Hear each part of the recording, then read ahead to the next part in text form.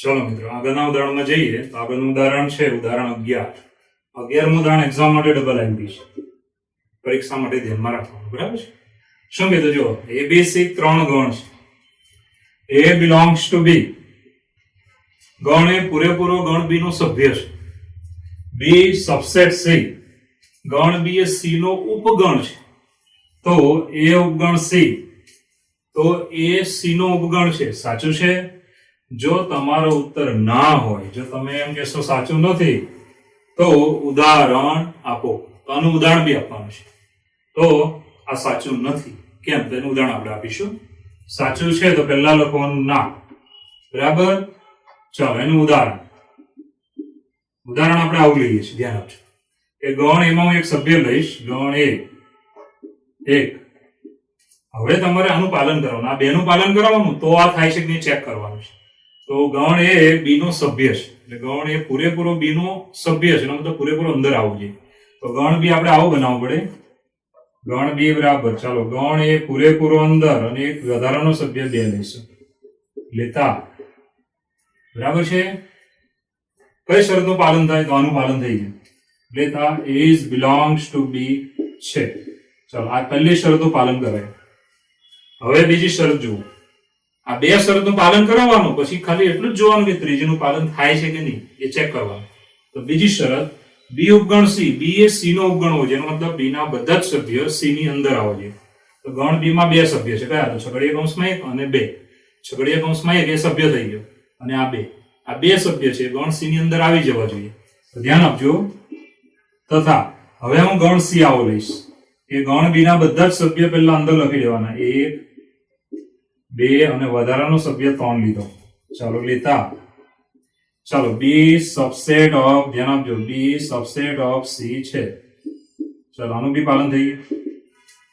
હવે આપણે ફક્ત એટલું જ જોવાનું છે કે એ સી નો ઉપગણ થાય છે કે નહીં. તો એ સી નો ઉપગણ ન થાય. કેમ? કારણ કે ગણ એનો સભ્ય કયો છે? એક અડે. આની અંદર એક નથી, આ તો ગણ છે. આને એક નહીં બોલવાનું, આને કહેવાનું ગણ એક, ગણ નો સભ્ય. બરાબર છે? ગણની અંદર ગણ છે. બરાબર છે? આવી રીતે હોય ને તો સભ્ય કહેવાય. જો 1 2 3, તો આપણે એમ કહેવાય કે આ જે ગણ સી હોય તો એક એ સી માં છે.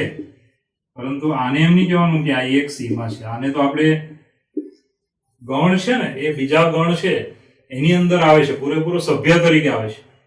આને છૂટું નહીં પાડી શકો. આવું હોય તો તમે કહી શકો કે એક સી માં છે. તો યાદ રાખજો ફરી વખત, ગણ એમાં મેં એક સભ્ય લીધો. હવે આપણે આ શરતનું પાલન કરાવવાનું છે, એટલે ગણ એના સભ્યને, આ ગણને, પૂરેપૂરા ગણને આનું સભ્ય દેખાડવાનું છે. ગણ એ ગણ બી નો સભ્ય છે, એટલે ગણ એ પૂરેપૂરો અંદર લખવાનો, પૂરેપૂરો અંદર મેં લખ્યો. ચાલો એટલે આ શરતનું પાલન થઈ ગયું, બિલોંગ્સ ટુ. હવે મિત્રો ગણ સી એવો લેવાનો છે કે બી એ સી નો શું બને? ઉપગણ. બી એ સી નો ઉપગણ બનાવવો હોય તો સી બરાબર શું લખવાનું? આ તો લઈ લેવાના બંને સભ્ય, વધારાનો લીધો 3. હવે તમે જોઈ શકો કે ગણ બી ના બંને સભ્ય, આ પહેલો અને બીજો બંને સભ્ય આની અંદર આવી ગયા. માટે ગણ બી ઉપગણ છે ગણ સી. બરાબર છે? હવે ગણ એ, હવે આને જોવાનું, આ બંનેને જોવાનું, ગણ એ અને સી જોવું. તો ગણ એનો સભ્ય એક છે જે આની અંદર આવતો નથી. બરાબર છે? તો અહીં ખાસ ધ્યાન આપજો, આપણે આમ લખી શકાય, અહીં 1 does not belongs to, 1 belongs to પહેલા એ અને 1 does not belongs to C. એક ગણ સી નો સભ્ય નથી. આ એક નહીં બોલવાના, તો ગણની અંદર એક છે, ગણની અંદર પાછો ગણ છે, એટલે એક સીધો એક નહીં બોલવાનો. એટલે 1 does not belongs to C. માટે એમ કહી શકાય કે A is not subset C. ગણ એ સી નો ઉપગણ નથી. આપણે આનું પાલન કરાયું, આનું પાલન કરાયું, તો આનું પાલન થયું નહીં. તો જોઈ લો, આ બધું ગોખવાની જરૂર નથી, બનાવતા શીખો, ઈઝી છે. તો એબીસી ત્રણ ગણ છે. જો એ બિલોંગ્સ ટુ બી, ગણ એ પૂરેપૂરો બી માં હોય, બી સબસેટ સી, બી ના બધા સભ્ય સી માં હોય, તો એ સબસેટ સી એના બધા સભ્ય સી માં આવે છે? નથી આવતા. બરાબર છે? કઈ રીતે? જો મેં ના પાડી. કેમ? ઉદાહરણ જુઓ. ગણ એમાં એક સભ્ય લીધો છે, ગણ બી માં આપણે આ શરતનું પાલન કરવાનું, પૂરેપૂરો ગણ એ આની અંદર લખવાનો, અને એક વધારાનો સભ્ય લેલો 2. એનો મતલબ એ બિલોંગ્સ ટુ બી છે. ગણ એ ગણ બી નો સભ્ય છે. જો ગણ એ ગણ બી નો શું છે? સભ્ય છે. હવે આપણે ગણ સી લેવાનો છે, આનું પાલન થાય કેવું? બી સબસેટ સી. તો બી ના બંને સભ્ય તો લઈ જ લેવાના, એક વધારાનો સભ્ય 3 બી લઈ લેવાનો. ગણ બી ના બધા સભ્યની અંદર આવી જાય માટે બી સબસેટ સી છે. હવે આપણે ક્રોસ ચેક કરવાનું કે આ જે ગણ એ છે અને આ સી છે, તો આને બંનેને જોવાના. ગણ એમાં એક સભ્ય છે, આની અંદર એક લખેલું જ નથી. કેમ આ 2 3 લખ્યા તેવી રીતે એક આવતો જ નથી. માટે 1 does not belongs to, પહેલા તો 1 belongs to A અને 1 does not belongs to C. એક એમાં છે, એક સી માં નથી. therefore A is not subset C. ગણ A સી નો ઉપગણ નથી. ઓકે, બરાબર છે. આ ઉદાહરણ આવા તમે જાતે બી બનાવી શકો છો, અઘરા નથી. ઓકે, ચાલો મિત્રો હવે આગળ વધીએ ચેપ્ટરમાં. તો હવે આવે છે થિયરીનો પોઈન્ટ, એટલે જરા ધ્યાનમાં રાખજો. બરાબર છે. વાસ્તવિક સંખ્યાઓના ગણના ઉપગણ. વાસ્તવિક સંખ્યાઓના ગણના ઉપગણો છે, ધ્યાન આપજો, ઉપગણો. આપણે જેટલા પણ સંખ્યા ગણ તમે જાણો છો એ બધા તમે નાના ગણથી ભણીને આવ્યા છો. n, z, q, t અને r. એમાં n એટલે તમને ખબર જ છે કે પ્રાકૃતિક સંખ્યાઓનો ગણ. પ્રાકૃતિક સંખ્યાઓનો ગણ કઈ કઈ સંખ્યાઓ આવે છે? તો 1, 2, 3, 4 ડેશ ડેશ ડેશ, આવી રીતે બધી પ્રાકૃતિક સંખ્યાઓ આવે. બરાબર છે, પ્રાકૃતિક સંખ્યાઓનો ગણ. ચાલો બીજો આવે z. z એટલે તમને ખબર છે પૂર્ણાંક સંખ્યા ગણ z છે, જેની અંદર ચાલો ઋણ પૂર્ણાંક આવે, 0 આવશે અને હવે આવશે ધન પૂર્ણાંક 1, 2, 3 ડેશ ડેશ ડેશ. આવી રીતે ઋણ પૂર્ણાંક, ધન પૂર્ણાંક અને 0. ઋણ પૂર્ણાંક લેવાના, ધન પૂર્ણાંક લેવાના અને 0. 0 આ બંનેમાં ન ગણાય, 0 અલગ છે અને નિશાની નથી. તો આ પૂર્ણાંક સંખ્યા ગણ z છે. ચાલો એ રીતે q. q એટલે સમય સંખ્યા ગણ આપણે કહીએ છીએ. સમય સંખ્યા એટલે કેવી? અંશ અને છેદ વાળી સંખ્યા. બરાબર છે. અને ધ્યાન આપજો, એને આપણે ગણની ભાષામાં આવી રીતે લખી શકાય કે x જ્યાં x બરાબર p ના છેદમાં q. બરાબર છે. p અને q બંને તમારે લેવાના z માંથી. z એટલે પૂર્ણાંક લેવાના, ધન હોય ઋણ હોય કોઈ પણ, પરંતુ અહીંયા છેદ 0 હોવો જોઈએ નહીં. એટલે છેદનું પદ જે છે ધ્યાન આપજો, q એ 0 નહીં લેવાનું. ઓકે, તો p q બંને z માંથી લેવાના, અંશ છેદ 0 લેવાનો નથી. એટલે આ શું બની ગઈ? સમય સંખ્યા. હવે મિત્રો આવે છે t. t એટલે અસમય સંખ્યા. જો યાદ રાખજો, સમય સંખ્યા ન હોય તો કેવી હોય? અસમય. જેમ કે વર્ગમૂળ 3, વર્ગમૂળ 2, ઘનમૂળ 7, આ બધી કેવી છે? અસમય. તો આને આપણે ગણની ભાષામાં લખો તો આમ લખી શકાય, x જ્યાં x is not belongs to q. x એવો છે કે જે સમય નથી તો કેવો હોય? અસમય. વાસ્તવિક સંખ્યા ગણ છે છેલ્લો આપણો r. એની અંદર આપણે આવું લખી શકાય, x જ્યાં x વાસ્તવિક છે. બરાબર છે. કોઈ પણ સંખ્યા, આની તમે ગમે તે સંખ્યા લઈ લો, આમાં આવે છે. વાસ્તવિક સંખ્યા ગણમાં બધી સંખ્યા આવી જાય. હવે મિત્રો આટલા સંખ્યા ગણ તમે જાણો છો. હવે આપણે આ સંખ્યા ગણમાં કોણ કોનો ઉપગણ છે તે આપણે નક્કી કરવાનું છે. મેઇન પોઈન્ટ આપણો આ છે થિયરી, કે કોણ કોનો ઉપગણ છે. તો આ પ્રાકૃતિક સંખ્યા બધી આમાં આવી જાય. જો માટે આના પરથી આપણે એવું નક્કી થાય, શું નક્કી થાય? કે n z નો ઉપગણ છે. n is subset of z. n A z નો ઉપગણ છે. હવે z ની બધી સંખ્યા q માં આવી જશે. જો કેવી રીતે? તો છેદ તમે 1 લઈ લો, 1 અડે 1. અહીંયા p જે લીધો હોય તે જ જવાબમાં આવે. p બરાબર 5, 5 ના છેદમાં 1 એટલે 5 આવ્યો. એટલે n પણ q માં આવે, z પણ q માં આવે. z જો q નો ઉપગણ હોય, z એ q માં આવી જતો હોય તો n તો આવે જ, કારણ કે n પાછો z માં બી આવે છે. તો અહીંયા આપણે આમ લખી શકાય બીજો પોઈન્ટ કે z, ધ્યાન આપજો, z is subset of q. હવે z જો ઉપગણ હોય તો n પણ ઉપગણ હોય જ. n is subset of q. ચલો બીજો પોઈન્ટ, q એ પૂરેપૂરો વાસ્તવિક ગણમાં આવે, 100% આવે. તો q subset of r. અને અસમય પણ વાસ્તવિકમાં તો આવશે જ, એટલે t subset of r. બરાબર, q અને t. હવે q ની સંખ્યા t માં ન આવે ને t ની સંખ્યા q માં ન આવે, માટે આપણે કહી શકીએ q not subset of t and t not subset of q. આવી રીતે તો કોણ કોના ઉપગણ થાય છે આના પરથી આપણે નક્કી કરી શકીએ. હવે આ જે છે ને એ તમારે ખાલી જગ્યામાં ક્યારેક પૂછે, એકદમ ઈઝી. વિચાર કરો, જો બીજી આ લઈએ n z q t અને r. આટલા સંખ્યા ગણ મગજમાં રાખવાના. બરાબર છે. n ની બધી સંખ્યા z માં આવે છે, માટે n is subset of z. z ની બધી સંખ્યા q માં આવી જાય. z is subset of q, એટલે આપણે એમ કહી શકાય કે n is subset of q. ચાલો, q ની બધી સંખ્યા r માં આવશે, q is subset of r, અને t ની બધી સંખ્યા r માં આવે માટે t is subset of r. હવે q અને t એની સંખ્યા એકબીજામાં આવતી નથી માટે એમ કહેવાય કે q not subset of t, t not subset of q. આટલા તમારે યાદ રાખવાના છે. એકદમ ઈઝી છે, એમસીક્યુ માં પૂછાય છે. ઓકે, ચાલો હવે આગળ વધીશું. તો હવે આવે છે અંતરાલ. અંતરાલ જેને આપણે અંગ્રેજીમાં શું કહીએ? ઇન્ટરવલ.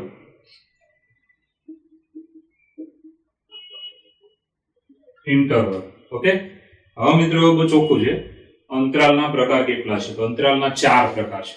આ 4 પ્રકાર પ્રમાણે આપણે ચાલીએ. તો સૌપ્રથમ પહેલું ધ્યાન આપજો, સંવૃત અંતરાલ. ચાલો, અંગ્રેજીમાં કહેવાય ક્લોઝ ઇન્ટરવલ, CLOSED, પણ ક્લોઝડ એવું નહીં બોલવાનું. શું બોલવાનું? Close interval.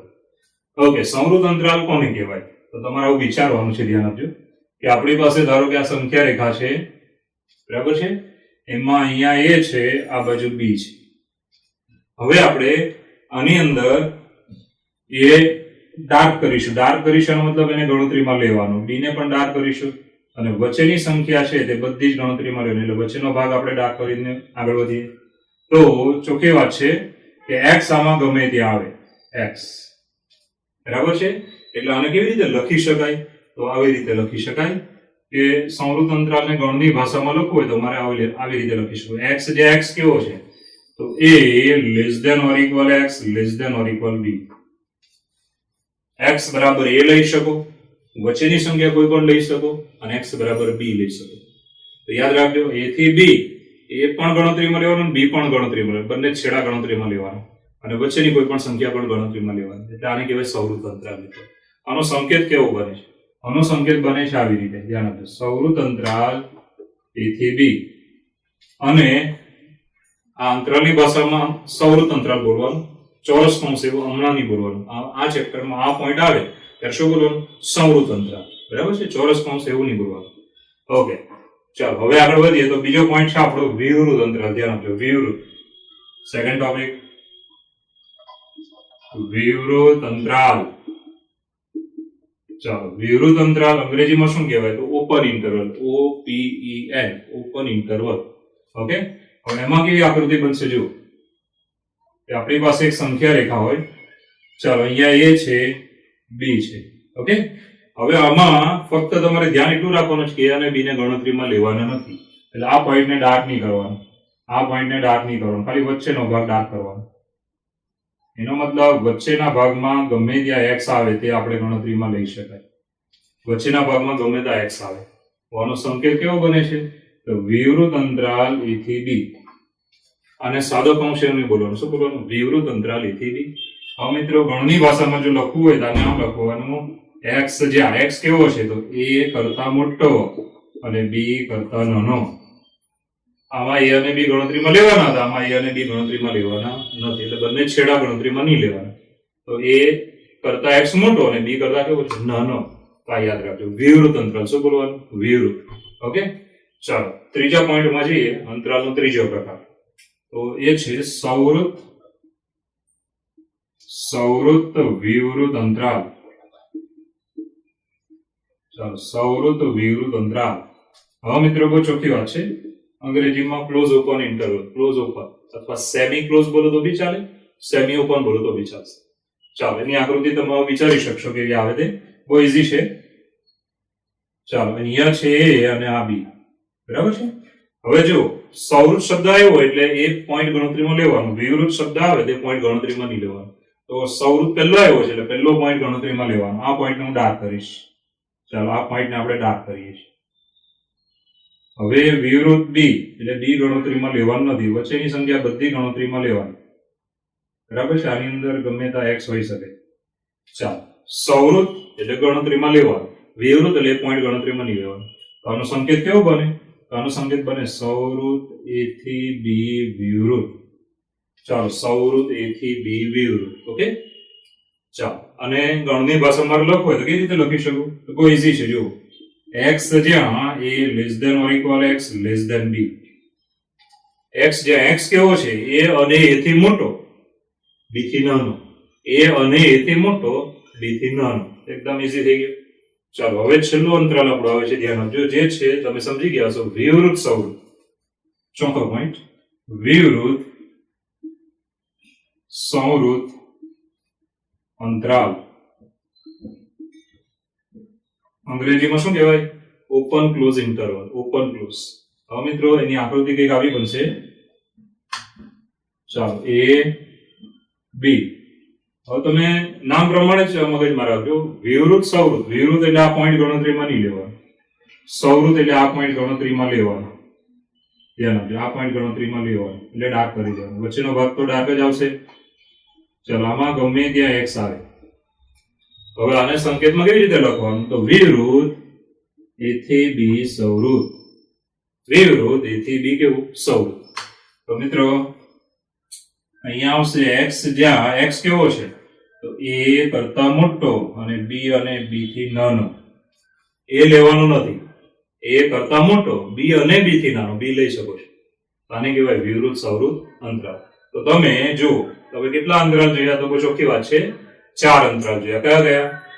સવૃત અંતરાલ, સંકેત જોઈ લેજો, સંકેત કામનો છે. વિવૃત અંતરાલ, બરાબર છે. પછી સવૃત વિવૃત અંતરાલ, સવૃત વિવૃત, સવૃત વિવૃત. ચાલો એ રીતે વિવૃત સવૃત, વિવૃત સવૃત. હવે મિત્રો આ ચારે ચાર જે અંતરાલ મેં તમને સંકેતમાં અહીંયા લખીને આપ્યા ને તે કામના છે. આ સંકેતનો ઉપયોગ આપણે ઘણા બધા દાખલામાં કરવાનો છે. ઓકે, ચાલો મિત્રો આગળના પોઈન્ટમાં જઈએ. થિયરીનો પોઈન્ટ છે આપણો ઘાત ગણ. અંગ્રેજીમાં કહેવાય છે પાવર સેટ. ઘાત ગણ એટલે કહેવાય પાવર સેટ. શું કીધું છે? વ્યાખ્યા મોડે નથી કરવાની, પણ ધ્યાન રાખજો. ગણ એના તમામ ઉપગણોથી, તમામ ઉપગણોથી, ગણ એના જેટલા પણ ઉપગણો હોય તે બધા લઈ લેવાના. તો તમામ ઉપગણોથી બનતા ગણને, તમામ ઉપગણોથી બનતા ગણને એનો શું કહેવાય? ઘાત ગણ. સંકેતમાં કેવી રીતે લખવાનું? Power set of A, power set of A. તો આપણે એવું માની લઈએ કે ગણ એ માં, ચાલો ગણ એ માં ધારો કે n સભ્યો છે, બરાબર છે. ગણ એમાં કેટલા સભ્યો છે? n, એટલે ગમે તેટલા, 2 હોય, 5 હોય, 10 હોય. માટે એ ના ઉપગણોની સંખ્યા, ચાલો ગણ એના ઉપગણોની સંખ્યા તો કેટલી થાય? 2 ની n ઘાત છે.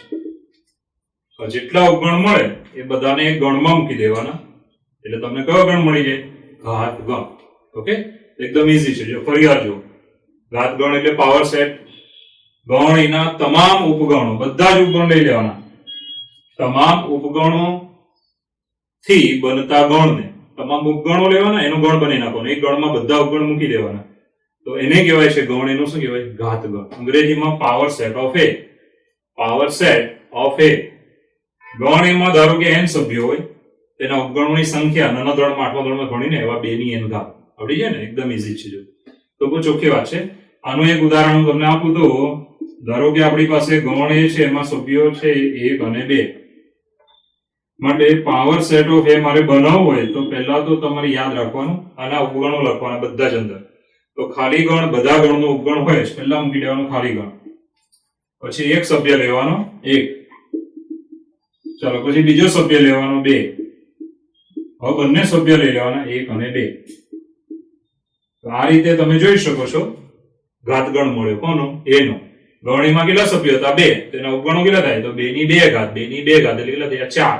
તો ચારે ચાર ઉપગણ, ચારે ચાર ઉપગણ એક ગણની અંદર લખી દેવાના. ચારે ચાર ઉપગણ એક ગણની અંદર લખો એટલે શું બની ગયું? ગણ એનો ઘાત ગણ. આટલો ઈઝી દાખલો છે. ચલો મિત્રો આગળ વધીએ. તો હવે આવે છે સ્વાધ્યાય નંબર 1.3. સ્વાધ્યાય 1.3. ઓકે, પહેલો દાખલો. ખાલી જગ્યામાં સબસેટ અથવા નોટ સબસેટ ઉપગણ છે અથવા ઉપગણ નથી, આ સંજ્ઞા મૂકો. આ સંજ્ઞા મૂકીએ. ચાલો પહેલો દાખલો જુઓ. તો એમસીક્યુ નો દાખલા છે, એટલે આમાં તમારે લાંબુ કઈ લખવાનું આવતું નથી, સીધો ઉપગણ છે કે એટલું જ નક્કી કરવાનું છે. પહેલો 2 3 4, 1 2 3 4 5.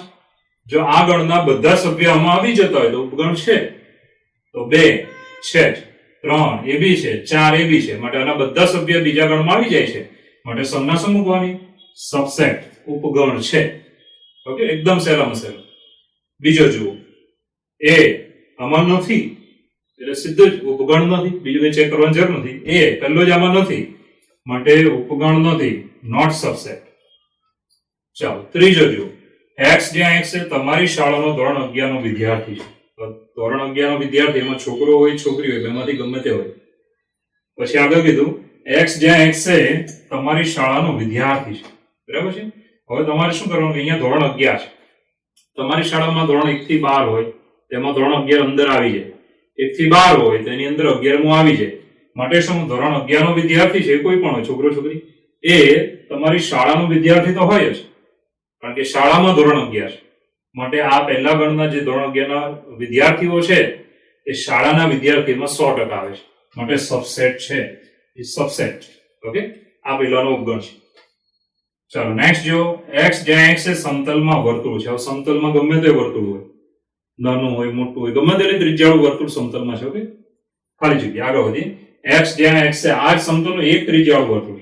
હવે સમતલમાં તો 5 ત્રિજ્યાવાળું વર્તુળ બી હોય, 6 ત્રિજ્યાવાળું બી હોય, એટલે આ પહેલા ગણમાં તો ગમે તે ત્રિજ્યાવાળું વર્તુળ આવે, જ્યારે આમાં તો ખાલી એક જ કીધું છે, એક એકમ ત્રિજ્યાવાળું વર્તુળ. માટે આ ગણ પહેલાનો ઉપગણ નહીં બને, પેલો આનો ઉપગણ બને. એટલે યાદ રાખજો, આમાં બધી ત્રિજ્યાના વર્તુળ આવી જાય, પણ આના જે બધી ત્રિજ્યાના વર્તુળ છે તે આ ગણમાં નહીં આવે, આમાં ખાલી એક એકમ ત્રિજ્યાવાળું જ આવે છે. માટે આ ગણ પેલા ગણનો ઉપગણ બને નહીં, એટલે not subset, not subset. Okay, next.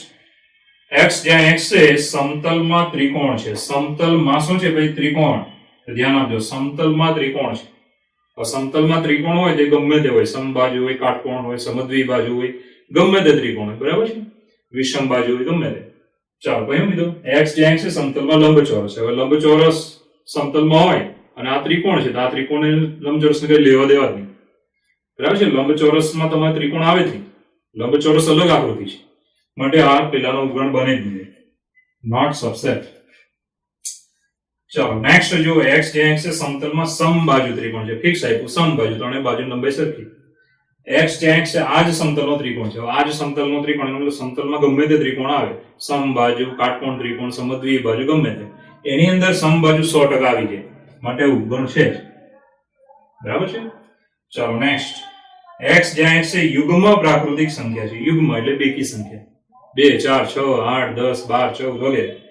બીજામાં શું કીધું છે? x જ્યાં x છે પૂર્ણાંક સંખ્યા. પૂર્ણાંકોમાં યુગ્મ અયુગ્મ બધા આવી જાય, માટે આ હંમેશા ઉપગણ બનશે જ. તો એકદમ ઈઝી દાખલો છે, જોઈ શકશો. સંજ્ઞા મૂકવાની તે ઉપગણ છે, ઉપગણ નથી. તો તમે વાંચતા જશો એમ તમને આરામથી ખબર પડી જેટલો સહેલો છે. ઉપગણ છે, ઉપગણ નથી, કારણ કે એ આમાં નથી આવતો. શાળામાં ધોરણ 11 નો વિદ્યાર્થી, શાળાનો વિદ્યાર્થી 100% હોય જ, માટે ઉપગણ છે. વર્તુળ છે અને આ એક એકમ ત્રિજ્યાવાળું વર્તુળ. વર્તુળ તો ગમે તેટલી ત્રિજ્યાવાળું, તે પેલાનો ઉપગણ નહીં બની શકે. ચાલો, ત્રિકોણ છે ને આ લંબચોરસ છે. હવે ત્રિકોણ ને લંબચોરસ ને કઈ લેવા દેવા નથી, એટલે ઉપગણ નથી. નેક્સ્ટ, સમતલમાં સમબાજુ ત્રિકોણ છે. એ સમતલના બધા ત્રિકોણોમાં આવી જ જાય, માટે ઉપગણ છે. યુગ્મ પ્રાકૃતિક સંખ્યા એ પૂર્ણાંકમાં હોય જ, માટે ઉપગણ છે. તો આ એકદમ ઈઝી દાખલો હતો, બરાબર છે. બધાને આરામથી આવડી જાય. ખાલી જગ્યાનો દાખલો છે, આરામથી વિચારી શકો છો. ઓકે, ચલો મિત્રો, બીજો દાખલો. બીજા દાખલામાં શું કીધું છે કે સત્ય કે અસત્યની ચકાસણી કરો, બરાબર છે. સાચું છે કે ખોટું તે આપણે નક્કી કરવાનું છે.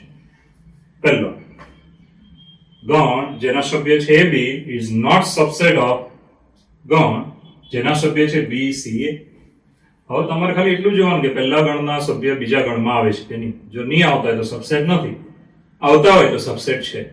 તો પહેલા જોવાનું A આની અંદર છે, B એ પણ છે, માટે આ ગણ આનો ઉપગણ છે. આપણને શું આપ્યું છે? ઉપગણ નથી. આ જે આપ્યું છે તે અસત્ય છે. અહીંયા આપણે લખવાનું, ધ્યાન આપજો, અસત્ય છે, બરાબર છે. કેમ? એનું કારણ આપી દેવાનું કે AB belongs to BCA. જો AB BCA આની અંદર જોશો ને તો B અને A, એનો મતલબ A અને B બંને અંદર આવી જાય છે. માટે જો આ ગણ તમે AB નો બનાવો તો હંમેશા ઉપગણ બને BCA નો. ચાલો, માટે આ જે ગણ આપ્યો તે આ ગણનું શું થવાનું? ઉપગણ થવાનું, કારણ કે બંને સભ્ય આની અંદર આવે છે. માટે આપેલું વિધાન કેવું છે? અસત્ય છે. ચાલો મિત્રો, આગળનો જુઓ. AE is subset of x જ્યાં એક્સ છે અંગ્રેજી મૂળાક્ષરો પૈકીનો એક સ્વર છે. અંગ્રેજી મૂળાક્ષરોમાં સ્વર કયા રહ્યા છે? એ, ઈ, આઈ, ઓ, યુ. એની અંદર તમે જો આ બંને 100% આવી જ જાય છે. એ અને ઈ તો આવે જ છે. તો આપણે શું લખવાનું? સત્ય છે. સત્ય છે. એનું કારણ આપવું હોય તો શું આપી શકાય? તો આપણે અહીંયા જોઈ શકાય a is belongs to a, e, i, o, u. આ 5 સ્વર અંગ્રેજી મૂળાક્ષરોના માટે જો આનો ગણ લેવામાં આવે એ અને ઈનો, ચાલો એ અને ઈનો આપણે ગણ લીધો તો એવું ગણ બને એ, e, i, o, you know. આવ્યું. આ ગણ પેલા ગણનું શું થાય? ઉપગણ. આપેલું જ છે ઉપગણ માટે કેવું છે? સત્ય. ચાલો ત્રીજો જુઓ. 1, 2, 3 આનો ગણ સેટ સબસેટ છે 1, 3, 5. આ ખોટું છે તો તમને ખબર પડી જાય કે આની અંદર 1 છે 1 છે. ઓકે, નો પ્રોબ્લેમ. 3 છે 3 છે પણ આમાં 2 છે તો આમાં 2 નથી. તો કેવું થાય? અસત્ય.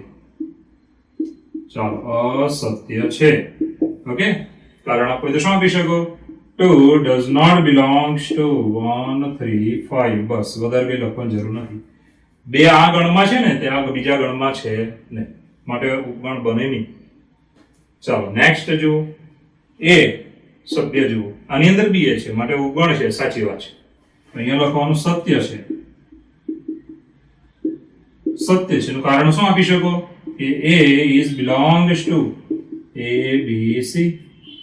એ આ ગણની અંદર સભ્ય છે માટે એને લઈને જો કોઈ ગણ બને, ફક્ત એને લઈને બનેલો ગણ એ આ ગણનું શું થઈ જાય? ઉપગણ થાય.